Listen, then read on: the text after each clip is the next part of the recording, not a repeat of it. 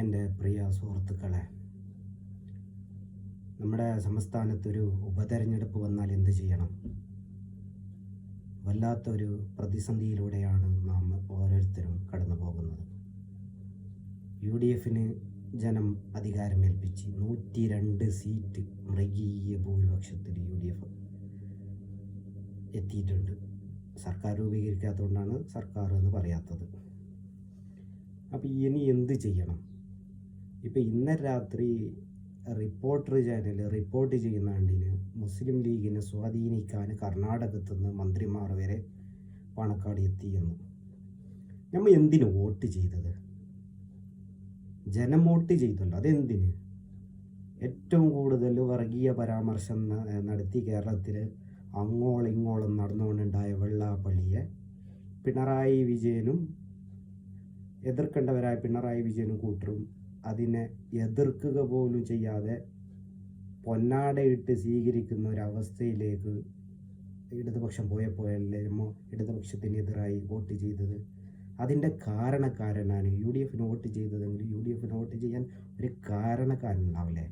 അതായത് വർഗീയതയുടെയും വർഗീയവാദികളുടെയും വോട്ട് വേണ്ട, അതിന് ഈ കേരളത്തിൽ സ്ഥാനമില്ല എന്ന് ഉച്ചയിശം പ്രഖ്യാപിച്ച 2021-2026 കാലയളവിൽ വരെ പ്രതിപക്ഷ നേതാവായ VD സതീശനാണ് അതിൻ്റെ കാരണക്കാരൻ UDF വോട്ട് ചെയ്യാൻ.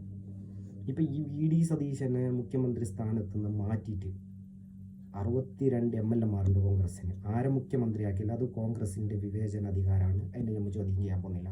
62 MLA-മാരിൽ ആരെ മുഖ്യമന്ത്രിയാക്കുന്നു.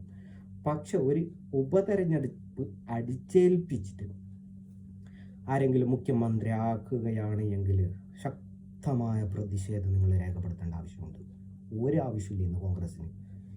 62 MLA-മാർ ഇത്രയും ഏറ്റവും വലിയ ഒറ്റക്കക്ഷിയായ കോൺഗ്രസ് നമ്മളെ ജനങ്ങളെ മേലിൽ ഒരു ഉപതെരഞ്ഞെടുപ്പ് അടിച്ചേൽപ്പിക്കുകയാണ് എങ്കിൽ അതിനെതിരെ ശക്തമായി നിങ്ങൾ വിധി എഴുതണം.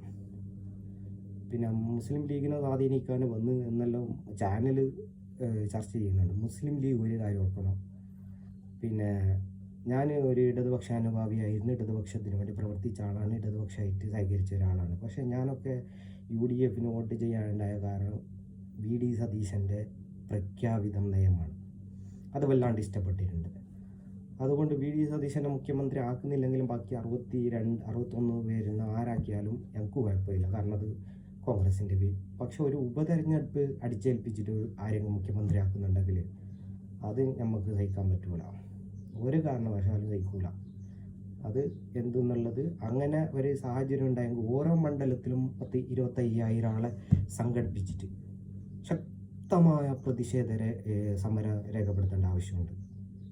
ജനങ്ങളെ വാക്കിനും ജനങ്ങൾ ചെയ്തതിനും നന്ദി കാട്ടിക്കുന്നില്ല എന്നുണ്ടെങ്കിൽ പിന്നെ ഞമ്മന്തിന് പിന്നെ ഇതാക്കുന്നത്, നന്ദി കാട്ടിക്കുന്നുണ്ടെങ്കിൽ അതിനെതിരെ ശക്തമായി ഓരോ മണ്ഡലത്തിലും 25,000 ആൾ സംഘടിപ്പിച്ചിട്ട് ശക്തമായ പ്രതിഷേധ രേഖപ്പെടുത്തണം.